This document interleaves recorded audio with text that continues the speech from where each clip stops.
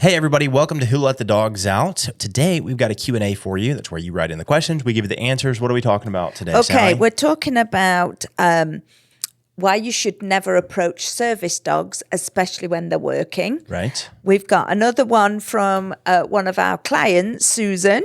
Her dog is absolutely fixated on vultures.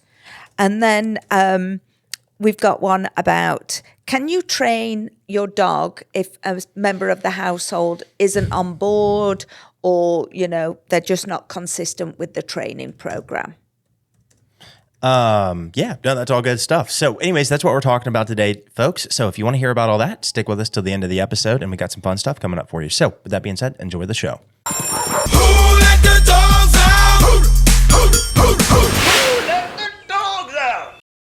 All right, everybody, welcome to Who Let the Dogs Out, the podcast designed to help you enjoy life with your best friend without all the frustrations. Join us each week as we help families across the country do just that. I'm your host, Corey, and I'm joined by my co-host, Sally. Yeah, and like we said today, we've got a Q&A, got lots of good questions. Feel like these will be pretty relevant to most people. I don't know if I've ever gotten a dog that's obsessed with vultures before, though. I also, remind me in a little bit, I've got a funny first to report. I've got a first-time behavioral issue that out of a decade of doing this, I've never heard of this before until last night. I need to make a note of that so we don't. Anyways, but that's what we're doing today. For those of you that don't know us, my name's Corey, the founder of Wonder Dog Training. Started the first day of 2018. Since then, trained thousands of dogs and thousands of families across multiple cities and multiple states. And you are? I'm Sally. I met Corey in 2018 when he trained my dog, and then I started working for him in 2019. I'm part of admin. Yep, got a 7-year anniversary coming up here in a couple months. I know. Big 7-year bonus coming up too. I know. We do annual bonuses for every year you're here. So get back to me on that. Anyways, yeah, so that's if I stay much longer, he may terminate me and then reinstate me just to break it off. Oh, goodness. Yeah, and it was funny because I think, was it this month or last month, we had a bunch of people hit like their years at the same time or something like that. It was like 2 or 3 people that had decent tenure. I'm like, yeah, we might have to try to spread that out a little bit. Stop hiring people all at the same time. Stagger. Anyways, well, yeah, that's what we're doing today. In terms of formats, we've kind of got 3 main formats. So we've got Q&A. That's where you guys write in the questions and we give you the answers. If you want to write in a question, you can write it into Sally@wonderdogtraining.com or drop it in the comments down below the episode on whatever platform you're on. We'll see that. So that's that. We've got Dog Talk. That's where we come on and talk about a topic related to dogs, dog ownership, dog training. Yeah. And then third is we've got interviews. We've got a fun interview hopefully coming up next week. It got rescheduled. So hopefully we'll have a fun interview coming up for you next week, folks. I don't know about fun, but informative for sure. Informative, emotional, etc. So be looking out for that. That'll probably be dropping in the next few weeks. Anyways, got a trivia question for us today. I decided to go a little bit of a different route today in terms of questions. We're going to do a springtime trivia question. So why is spring one of the best times of year to improve your dog's leash training? So we're going to be talking about that. If you want the answer, stick with us till the end. I don't know if the answer is going to be, I feel like there's a bunch of ways to answer this question, so I'll give you all the multiple choice and you can kind of pick from it. But okay. Anyways, that's that. If you guys liked the episode, we just ask that you guys subscribe to the podcast and share. Subscribe first and foremost. If you're listening, you haven't hit the subscribe button. That really means a lot to us and helps us boost our numbers up. But more importantly, if you get any value out of today's show, we just ask that you share it with a friend, family member, colleague, neighbor, something like that. Somebody with a dog that's struggling with some problems. Share the podcast with them. Share this episode with them if they can get value from this particular one. Just because, we need more people to listen to this show. We want it to grow and keep growing. And it is. So thank you guys. And we want to help. Yeah, for sure. So anyways, that's that. How's, I guess, chat and then we'll jump into some questions. How's everything going?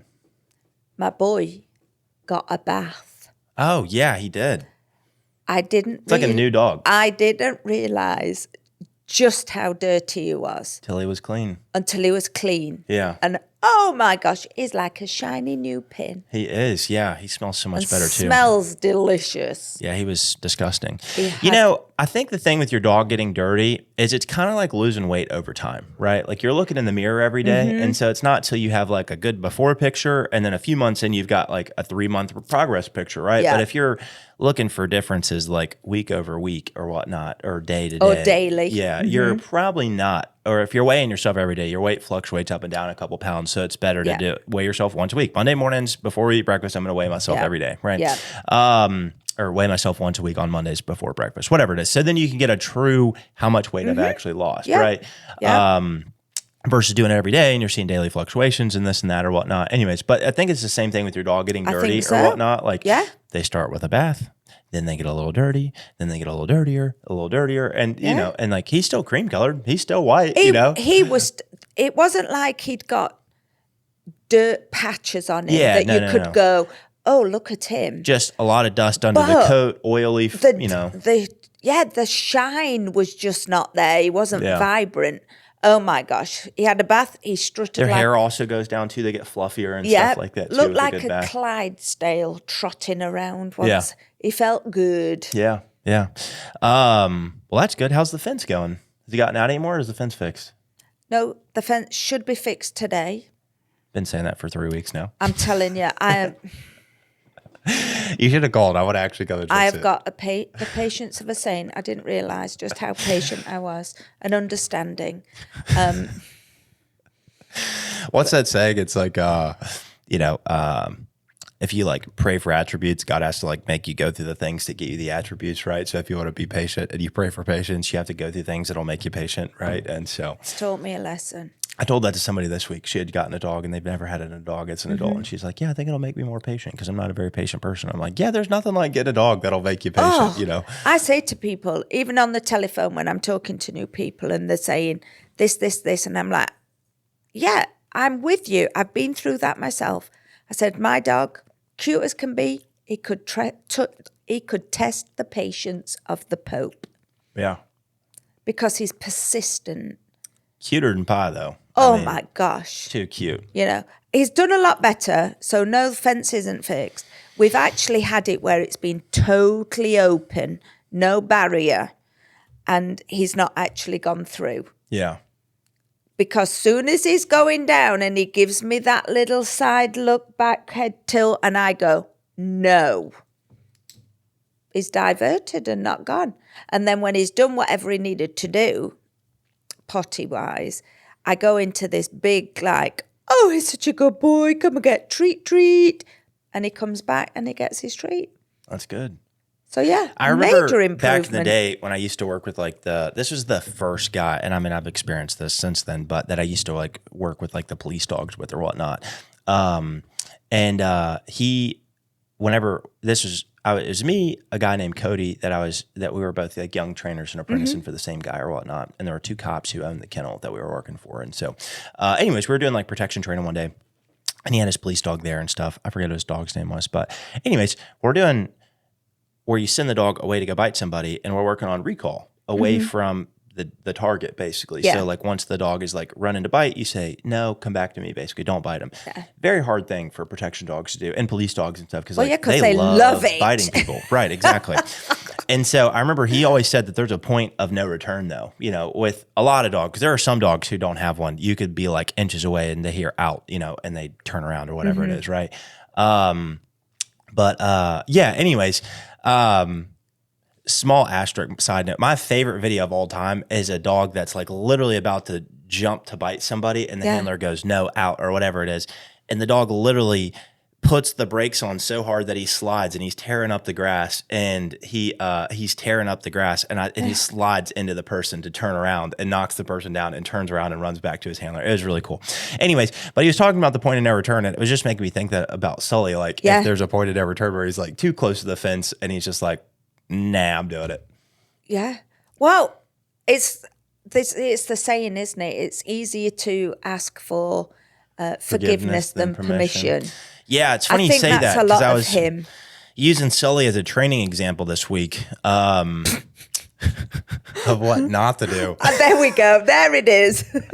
There's the kicker.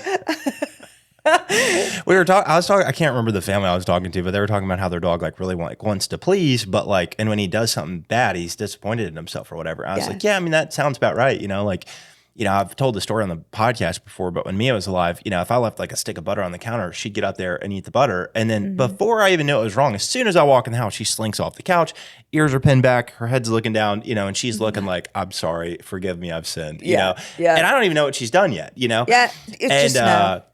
Yeah. And so I was talking about that was, Sully, I'm like, there's a lot of dogs who like love their owners so much. They want to please them or whatnot. But the juice of the bad behavior is worth the squeeze of the correction of the punishment, And so like, that's also, just a better like segue into like why, like on paper, training your dog with just treats and stuff like that sounds really good. And on paper, it sounds really amazing. And even hearing it sounds really amazing too. But overall, like, dogs need to learn what not to do. Yeah. They need to learn what not to do, right? Because if like your dog is chasing a squirrel, the squirrel is more fun than the snacks that you have, right? Like chasing the squirrel. And so, like I said, on paper, sounds really great if your dog recalls. And if, over a long enough time horizon, if you're working with a dog, you can get away with training a dog with just treats and stuff like that. Just takes forever, requires immaculate patience, where it's like, you are, Anyways. Yeah. Anyways, how things are going in my world. One, looks like we might become neighbors. So that'll be interesting. Just a few houses down. My house will be going on the market in about 6 months. Pop over anytime. Just walk.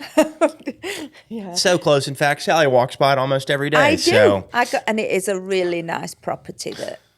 Yeah. So anyways, we might become neighbors. In other words, what you wrote down about the first. Okay. So I met with a family last night. Very sweet family. Uh-huh. They've got a little Aussie doodle. And anyways, they hadn't signed up for training just yet. I would have personally known what I know about their dog, but they wanted to think about it over the weekend. Totally fine. Respect that. Anyways, so we're going through the whole list. And so we had already put together quite the list for this dog. And they've already mentioned that he potties in the house at least every day. He'll pee and he'll poop in the house. And so I asked all my questions to kind of put together like a picture of what's going on, how to fix it, things like that. Anyways, so I knew that he was potty in the house, but they didn't mention what I'm about to say. And so anyways, we're going through like he plays the Levy game. He gets stuff he's not supposed to. That was one of the follow-up questions. Then I was like, well, he's pretty small. He's a mini Aussie Doodle. So I'm like, surely he can't get on the counter, right? Like he can't steal food off the counter. Like, oh no, he gets on the counter. I'm like, all right, tell me about that. So like, yeah, I'll get on there. He'll steal stuff off the counter, this and that or whatnot.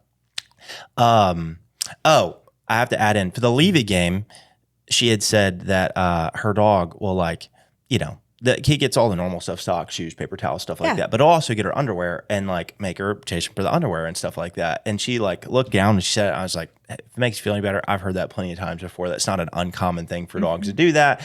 And so I was like, if that makes you feel any better.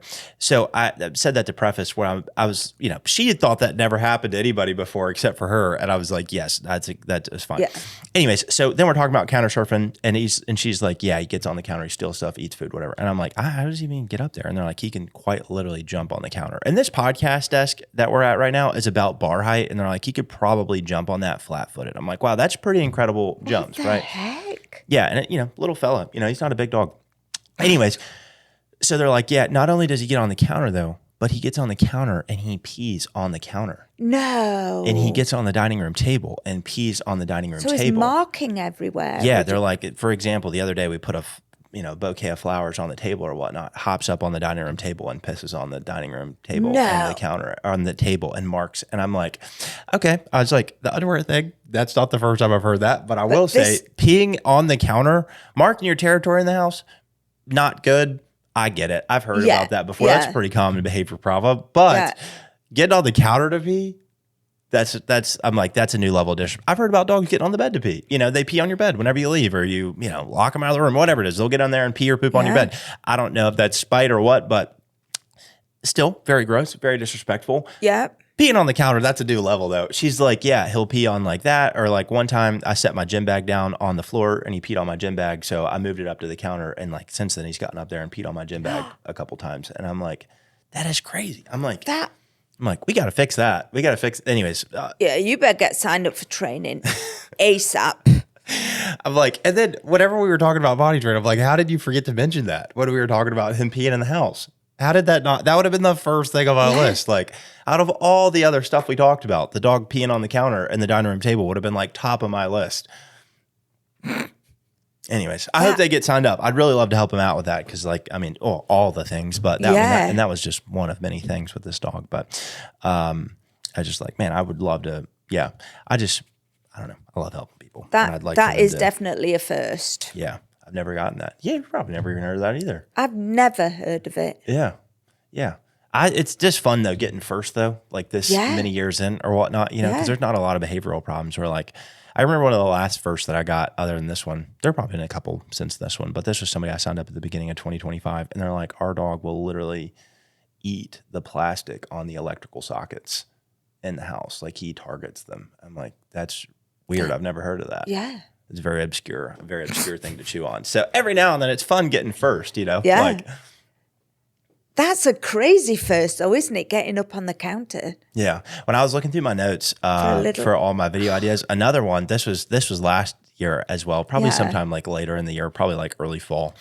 We signed up a dog, and this dog, I might have told this story on the podcast before, but his family's driving through Shelby Farms. They had just gotten him, got the window down. They're passing the horses in the pasture. Dog jumps out of the window, goes to the barbed wire fence, and he's running around the field chasing the horses. And they can't get over the barbed wire fence. And so they can't like get the dog. So they're literally just watching this dog chase around a bunch of horses and stuff. And they're like, he's going to get kicked in the head and like get killed. Anyways, fortunately, the dog was fine. They somehow got the dog back. I forget the details there, but somehow got the dog back. And then, signed him up for training. Sounds like everything went well. We haven't heard from him in a while. But anyways, I just thought that was very interesting. So these dogs. Yeah. You get some first though every now and then. And that is always fun, because you hear the same stuff over and over again. It's like a doodle steals a paper towel and makes you chase him for it. All right. Well, pretty much every doodle does that, Not every doodle gets on the counter and pees though. So anyways, that's long enough of chit chat and let's get into it. Okay. Question 1. Okay. Let's do Susan's first because this is a fun one. So this is also a first, I think. This is fun. So Susan Eltoff, background first is what she says. The wooded area I live across the road from is being developed. We have an abundance of vultures in the area whose favourite landing spot appears to be my roof. Neighbours think it's because it's the highest in the neighbourhood and they can see everything from it. My dog, Birdie, and she's put in brackets, isn't that ironic, freaks when she sees them. She will be totally obsessed and focus on them for a fairly significant amount of time, up to an hour. She will sit in the yard, totally intently focused on them until they fly away. Tried treats, toys, looking for any suggestions. Thanks, Susan. This is a first. Well, I don't know if you got a dog problem or a bird problem. Yeah. I mean, clearly the dog should recall even when distracted or whatnot. I think using treats and toys is fun, but kind of going back to what we just said about the squirrel example, or whatnot, like if there's not a negative, stimulus to get the dog to behave as well when needed, I think you're going to run into some issues. So I would probably break out your remote collar if we used one. I can't remember your program specifically, but if we, I didn't check on that. Did off leash, I'd probably break out your remote collar and start working on, your off leash recall again. I'd probably start with the baby steps, start with a long leash, then go short leash, then go no leash. Your dog might just remember it, might just do it as soon as you put it on. So, and if you don't need it, if it's been a while since we've done training, you don't need it anymore, then that's awesome. But you might need to break it back out, and kind of use it for some retraining and stuff. I'm sure the birds, if I had to guess, don't just sit there all day. If they go there a certain time of the day, morning, night, whatever it is, I'd put it on before the birds get there, or when they're more likely to be there. Put it on shortly before, put her out, and then start working on getting her to come back in and stuff like that. Yeah. So that's probably what I would do, and start, just kind of redoing that. You could always bring her in for a touch up. You could hire us to come back out and do like a follow up lesson or something like that as well. But I'd probably start there with getting my remote collar back out. And if you didn't, we can hook you up. We can get that done for you. We get vultures because I'm on the wood line, right? And Sully gets obsessed, but he just like barks, and then I think they fly away, and then he watches them, and then he comes back in. Right. So he's not he notices, he focuses, but then he's just like, they're just going to sit there and not do anything. But sounds like Birdie's obsessed Yeah. with vultures. I might try to figure out how to get them off the roof. That might be a fun home project. For me, I don't know about you, but it would be a fun home project for me to figure out how to get them to stop landing on my roof. Yeah. The other day, though, speaking of birds, this is completely Mm-hmm. random, but the other day I was in Nashville with Paige, and she was doing a photo shoot for somebody. And anyways, we're at this really beautiful building, downtown-ish or whatnot, and I have to go find a place to drop her off. The client's there or whatnot. And so anyways, I go park. And anyways, the lot I parked in, there was bird poop everywhere. I look up, no birds. I'm like, all right, this is safe.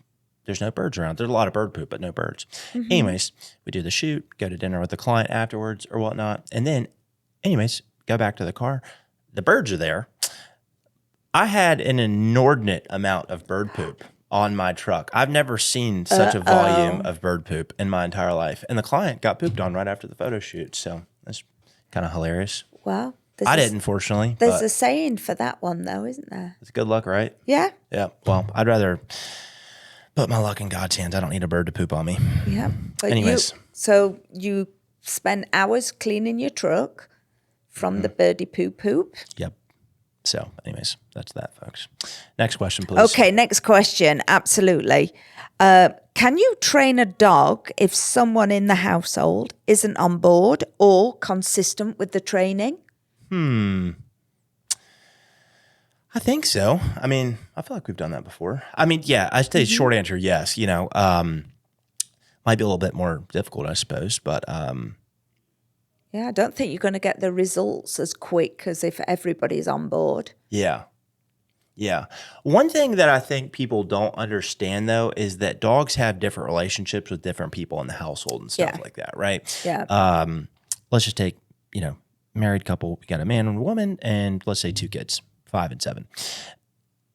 The dog's going to have different relationships with all of them Yeah. than the dog is going to have with, and so, like we might have like dad is a little bit more strict and stern because on our last podcast, we talked about why does my dog listen to my husband, but not me. So dad might be a little bit more strict and stern. Mom might be a little bit more like loose and with the rules or whatever it is. The kids, one might play rough with the dog and the other one's like a little bit more gentle and doesn't like doing that. And the dog understands that and stuff. So I think dogs kind of pick up on that. Generally speaking, though, it is very helpful if, as a family, we're all on the same page about like what rules we have in place. So, like door manners, couch manners, stuff like that. How we walk the dog. Just the standards that we have if we're eating at the table, we're not handing the dog food off the table, whatever it is. Things like that. I do think that's all helpful stuff. We're all doing this, saying the same words in terms of commands and stuff like that. I'm not saying come, you're saying here, right? We're all using the same words and stuff, generally speaking, in terms of language. So I think all that's very helpful. Can you train a dog without, let's just say it's a, married couple and you've got, the wife is very into training and the man is not. I think you'd still get away with it. It's just that the dog's going to probably act worse around your husband or whatnot. But I'd say still have like a baseline in terms of like rules and boundaries of like what you'll tolerate, what you won't, things like that. But I think you probably get away with it. Might be a little bit more difficult and stuff like that. But overall, I think you could. And then, just recognize it and like, hey, like if you're, your husband wants to play rough with the dog and have the dog roughhouse with him and stuff like that, that's okay. You could still have it where the dog doesn't roughhouse with you. You have a different relationship with the dog, right? Yeah. I remember when I was in dog training school, one of the things they said that like, rules with dogs need to be black and white and not really gray or whatnot. And generally speaking, I could see what they mean by that. I do think that there's a little bit more gray area though than we give dogs credit for, you know. Some dogs, maybe not all dogs, but like, an example would be like the couch is like always or never, not sometimes and maybe. And it's like, well, I've trained enough dogs to know that you can only get on the couch if we tap the couch and say, hop up or get on, or the password or whatever it is. Like I've trained enough dogs to know that you can teach couch manners where the dog learns like, I can sometimes and I can't other times, right? Yeah. Or, hey, we don't just jump on the couch willy-nilly. We wait till we're invited to get on the couch, right? I've trained enough dogs to know that like there can be a bit of a gray area, and so, yeah, I guess if you broke it down, that could still technically be always and never. Always when I have permission, never when I don't, right? So like maybe that's kind of what they meant. But I just remember hearing that dog training school and thinking that, and then, I don't know, like I said, you just have enough experience to know that like sometimes things are maybe a little bit different than you've maybe been taught it first or something. Dogs are quite perceptive as well, though, aren't they? Because I remember Sully, when he met Casey's baby, how gentle he was. And I don't think he'd ever seen a baby in a little car seat before, little carrier. Yeah. I mean, that was pretty incredible. That was just like... Yeah, just like looking at baby, not like pounding on it or, just right, calm and loving and wanted to snuggle. Yeah. Yeah, you're right. One of my favorite things, this is random but a fun Mia memory, but whenever Sully would be in here laying under the table and Mia would be over on the carpet eating her bone, and then Sully would walk away from a second, and then she'd walk over and get his, and while she walked over to get his, he'd walk over to get whatever's, and then they would just swap spots. That was fun. But anyways, short answer, yeah, I think you can train your dog. Even if somebody in the household is not completely on board. Yeah. And I think they can have different relationships with the people in the house. Another fun Mia memory is like whenever I'd eat dinner at my parents' house, she wouldn't sit next to me for food. She would sit next to my mom for food because she knew my mom would give her food off the plate. My mom is definitely the weak link whenever it came to Mia. But so anyways, yeah, I think they can pick up on stuff better than we give them credit for. And listening to that as well, maybe all the family don't follow the same rules, but if it's not something that's like so important, like feeding the food, does it matter? Yeah. She knew to go to mum because she was a soft touch, but she didn't do it with you because she knew boundaries. So yeah. Still very, very highly trained, Mia. Okay, I don't need that. Okay, this is a very important question, and Gideon brought this up to us. Oh yeah, we forgot to do Gideon's comment. Okay, do you want to do Gideon's comment now? Yeah, before we jump into the question, Gideon commented. Gideon had asked us a couple episodes back to talk about why you shouldn't pet service dogs when they're working. But Gideon also is one of our former employees and is who stitches the video and the audio of this podcast together. Yeah. One of our favorites. Anyways, he's got a dog named Frederick. But he said, this is quote, I do not bobble my head like that when I say my doggy. And he's from South Africa. And when he answers the phone, he goes, hey, hey. We miss you, Gideon. We do, but in my head, when he goes, my doggy, he does bobble. And that's his only comment. Not great podcast, guys. Not great impression. It's just, nothing. I don't bobble my head. Yeah. But Gideon did bring this important question.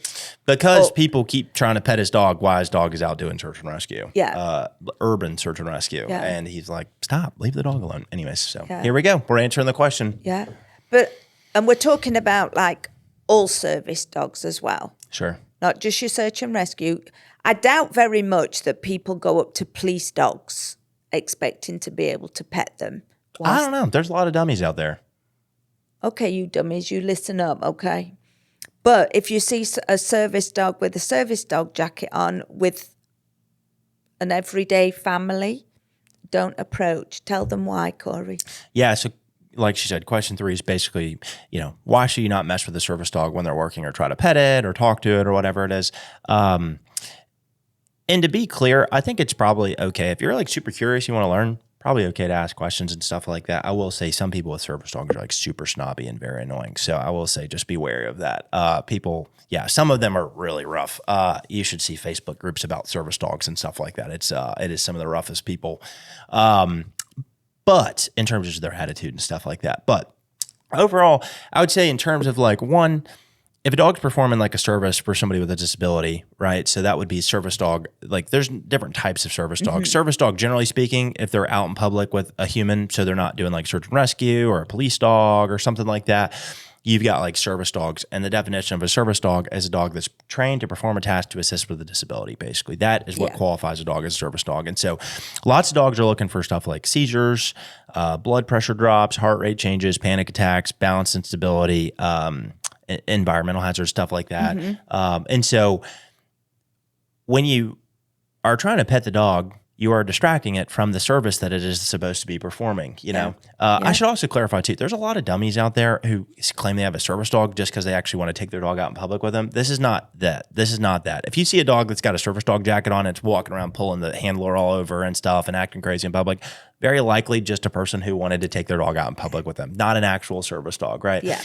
But that being said, there are lots of good people who genuinely do need a dog to perform a service for them to help with their disabilities. And so, anyways, those would be some of the context. But when you're talking to the person or particularly distracting the dog in this case or whatnot, you're distracting them and, you know, the dog from doing the job that they're trained to do. And that could break concentration, delay a medical alert, cause misguidance cues. If the person needs the dog for mobility, it can interrupt the mobility assistance, things like that, right? And that could mean falling, fainting, medical emergency, loss of independence, things like that. And so there's just lots of downsides to messing with the service dogs. For the human, right? I'm sure the dog likes it. Or the dog, if it's a really good service dog, probably very indifferent to human attention from strangers and stuff like that. But generally speaking, they're very well socialized, trained to ignore distractions and stuff like that. And so like you're kind of overriding their training a little bit by messing with the dog, right? I would say overall, that's probably like the big ones there. Yeah, that's probably the big ones on why you shouldn't mess with like a service dog in terms of like a dog that's performing a task to assist somebody with a disability. That would be why I'd say you shouldn't mess with them. In Gideon's specific example though, search and rescue dog, if a dog is like in training or on a mission to help find somebody that's been lost or whatever it is, like, and his, you know, you don't probably have to worry about this as much in the woods if you're doing like, you know, rural search and rescue or something like that, where you're in the woods looking for a lost, you know, kid or adult or something like that in the woods. Probably not have to worry about strangers as much. Like he's up in Washington though, and like is the last search that he did, I guess first search and the last current one that he's done is was finding a kid who had been sitting out front of a store or something like that. You know, he tracks the dog down. But anyways, lots of times he'll be training his dog and people will come up and want to talk to the dog and pet the dog and stuff like that. And it's like, he is quite literally doing a job. Yeah. Like he's quite literally doing something, whether it be training or for real, he's quite literally doing something and that he's literally been trained to do by a handler or a trainer or whatever it is. And like you're interrupting that whenever you are, and it's like, and it's fun. Frederick's a cute dog. Lots of service dogs are cute dogs or whatnot, and they look very fun and approachable and stuff like that. But they're literally doing a job, and you're interrupting them from doing their job, right? And if he's on a track or a trail or something like that, and then you distract the dog, and he loses that, and then he's got to refocus and regather his attention and stuff, and then loses it because you selfishly wanted to pet a cute dog. That's a problem. Right. So generally speaking, I would say just stay away from it.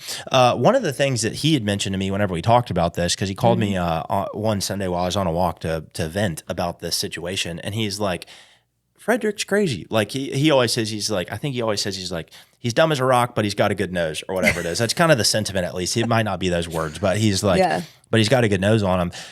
That dog's a working dog, and by that, I mean, he's insane. He's hyper. And so whenever people do interrupt him and they are petting him or whatnot, he's jumping on them. And they're like, why is your dog jumping on me and scratching at me and stuff like that? And it's like, well, because he's a crazy dog. He's literally trained to hunt people down for miles and miles at a time and not give up, right? And so it's like that energy translates into jumping and stuff like that. And so it's like, why is he jumping on me? Well, he's a crazy dog, you know? And so anyways, all that being said, overall, just like, I would say it's fairly selfish if you want to, you know, just go see a dog and because you love dogs or you want to pet dogs or whatever it is. I think talking to a handler is fine or whatnot. If the dog's clearly actively doing a job like tracking somebody down or whatnot, probably not a good time to stop him to have a conversation with them about what they're doing. But if you're in Walmart and you see a lady with a German Shepherd who is her service dog or something like that, and you want to strike up a conversation because you're curious, I'm sure that's probably fine. If they're snarky, whatever, move on. But that's probably fine. In terms of police dogs, they're like, you know, police dogs are normally working dogs as well, normally have super high drive and stuff like that. There are some that are very friendly and very social and pettable, and there are some that are very not, you know, and so kind of depends on the dog and the handler. So but I would say same thing there. You know, if you are curious, talk to the officer, ask them about them. You know, they're public servants, so the likelihood that they're going to talk to you and be friendly with you is probably going to be a lot higher than some random lady at Walmart with a service dog. But, you know, ask them questions, talk to them. If the dog's friendly, ask if you can pet the dog. If the dog's not, accept that answer or whatever it is. But like one thing you definitely shouldn't do with, you know, service dogs, police dogs, service dogs, anything like that is just like randomly touch them without asking, especially. That's a real bad no-no just because like on the off chance the dog is trained to protect or something like that, particularly like police dogs or personal protection dogs or something like that, if you just like walk up behind a dog and you walk up behind the handler and the dog and you pet them, the odds of the dog snapping at you is pretty good too. So I would not do that. And this is also a good lesson for your kids. I mean, service dog, non-service dogs, always ask if you can pet people's dogs before you just pet them. Absolutely. I feel like culturally that's gotten a lot better. I remember a long time ago when Mia was younger, I feel like people would just try to walk up to her and pet her. Even with the vest on, by the way, that says "do not touch," which is hilarious to me. People would walk up to her and literally try to touch her, and it's in big black and white letters, "Do not touch," and people would still try it anyways. I feel like culturally, though, that's gotten better. I think it has. Where people ask now permission to pet the dog. I don't know what happened in the atmosphere and the culture for people to, be more respectful, but I do feel like that's actually legitimately gotten better. Because when we've been to like events, and of course, then there are a lot of children around, and we've had some of our clients bring their dogs. A lot of the parents have made their children come up and ask, "Is it okay if I pet the dog?" Right. Which is good. It is good. Yeah. And I wonder if it's because of like things that you've done in the past, like taking Mia into schools or taking Sully into a school where you're talking more to the children at their level about dog safety and all of the other good stuff. I would like to think that I'm personally responsible for making the culture more aware. I think it's just you. Stop. Going into that one school or two. Multiple Schools. Every single year, actually, for every years now. year. Talking to hundreds of kids. Talking to different age groups. Hundreds and hundreds, probably thousands of kids over the years at this point. Mm-hmm. The Children's Museum. Yeah. Don't try to downplay my efforts. I'll not downplay it. Don't downplay my efforts. I'm out here changing the world, okay? Anyways, the best group that he's dealt with that really pulled on my heartstrings was when you worked with the special needs class. So cute. He's just laying there. Adorable. Yeah. I don't know how old they were. I'm not really great at guessing kids' ages, but they were so cute. He's just laying there. The little special needs kids are just rubbing on him, and one's laid up next to him, cuddled with him on the ground. It was just the sweetest thing. Because whenever they came in, I was trying to do like my little, speech about, dog safety and this and that, what dogs can do for people, all that kind of stuff. And literally they just ran over to him and started petting him. And I was like, all right, we'll teach you a lesson. It was funny watching these videos come through of Sully going out for his first time ever. And you see the different, like the older group all came in, single file, touched the dog, went and sat down. I was like, wow, this is controlled. Next video, 60 million children swarming all over. All you see is like Sully in the middle, all these kids from above and beyond putting their hands on him. Fortunately, Sully doesn't care. He loved it. Yeah, he was in heaven. So, but then that little group just sat on the mat, and he was just like looking at them. People. There was one where I was like, okay, y'all can pet him now, and instead of lining up in a single file, these were also younger kids. They literally just swarmed him. And he's laying in the middle, and I'm up here videoing downwards or whatnot. And I'm pretty sure I counted like 20 or 30 little hands around him, just rubbing on him. They were underneath and in between. But Too much fun. All right, what else you got? They were given permission. They were. What else you got? Okay, I've got some great world news. I've got two.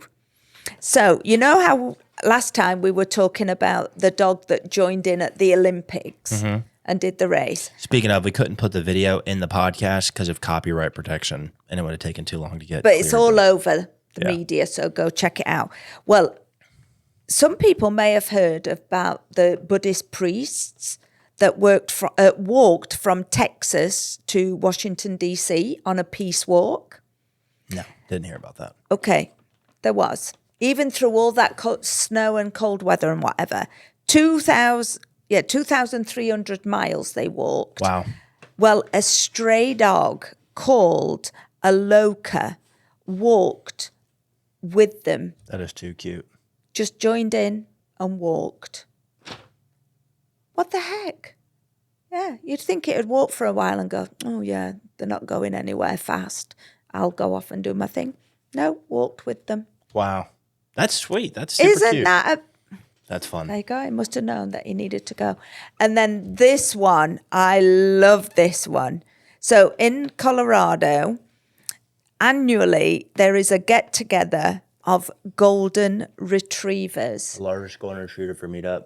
Yeah. They had one in Texas a couple years ago. Thousands. Yeah, they There's had one in like Austin, 3,000 Texas to a while back, though. 5,000 retrievers all come together. Yeah. And they have costume parties and fashion shows. And I was like, oh my God. Yeah, that's pretty cute too. They That did a is- weenie dog one too. Courtney, our franchisee in Texas, did the booth at the weenie dog one. It's the most weenie dogs in one place ever in the world.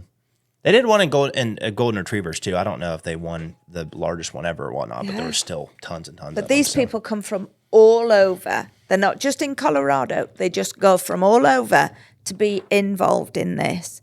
Right, very cute. Oh, what's the worst thing for people to clean up after all of these dogs have been around? Golden retrievers. Hair. Yeah. It's not poop. Hair. Yeah, they're just shedding golden fur. Yeah. They say they've got those, what do they call them, that go in the desert? That Tumbleweeds tumbleweeds. They've got tumbleweeds of dog hair, of gold.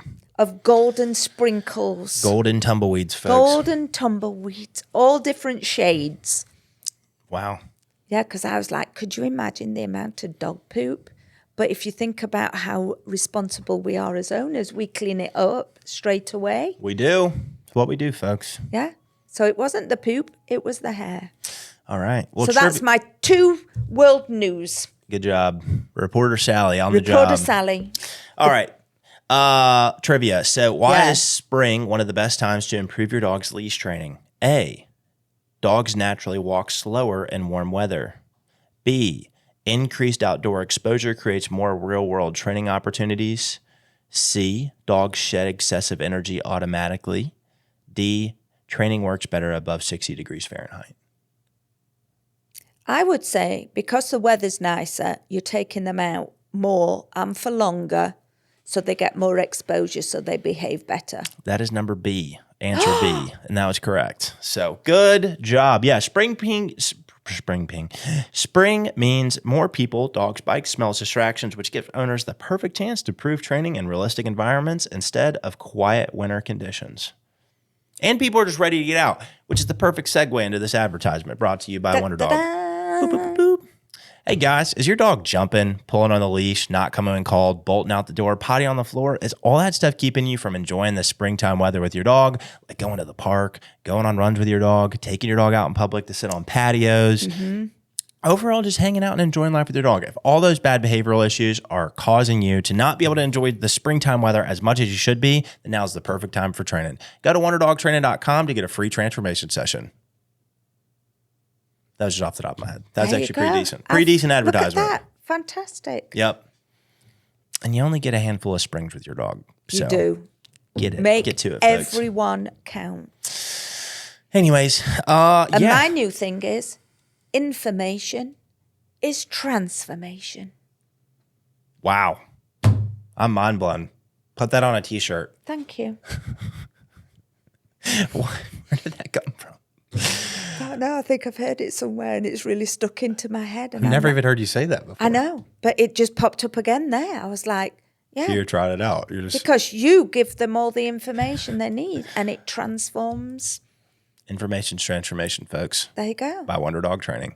But yeah, seriously, this is a great time to do training just because Yeah. the weather's perfect. This is like, it's not too hot, not too cold. It's the perfect time to sign up, get your dog trained Yeah. for the spring times that we can enjoy the spring, the dog days of summer, the fall, wintertime activities, but it all starts right here. So this is when Yeah. we start picking up too. So if you want your dog trained, get on the schedule before we fill up super quick because Yes, normally we- like spring and summer, we've got big time wait on the list Yeah. for our training services. So if it's something you're interested in, like I said, go to wonderdogtraining.com, get a free transformation session. You get to talk to Sally on Give the me a phone. call. If you're in Memphis, you'll get to meet with me one-on-one. I'll meet with you, talk to you through the programs, kind of figure out what's going on, come up with a perfect plan for you and your dog. So anyways, that's it. Yeah. And we quite literally guarantee that your dog will get trained if you hire us. Quite literally guarantee it. And we do it together. You are you not on your practice. own. Yep. So anyways, that's that, folks. That's the end of the show. If you good like the show. episode, subscribe to the show. If you made it this far and Yeah. you're not subscribed, hit subscribe, follow Yeah. whatever platform you're on. If you got any value out of today's episode, share it with a friend, family member, colleague, something like that. If somebody needs help with dog training, we've done episodes on basically every topic at this point, and we've got more topics coming, interviews, things like that. So feel free to share the show with a friend, family member, colleague. Like it. It helps with the algorithm. That works too. And if you're doing all the stuff that we're asking you to, rate it on Spotify and Apple. Give us a 5-star. That'd be helpful too. Yeah. Anyways, if you're just willing to do some to-dos for us, make a little checklist and knock all those things out. And just remember, folks, you can get your dog trained, and that can get you some peace, even some springtime peace with your dog. But the only way to true peace is to walk daily with the Prince of Peace, and that is Christ Jesus. So we will see y'all in the next episode. See you next time. episode. Bye. Bye.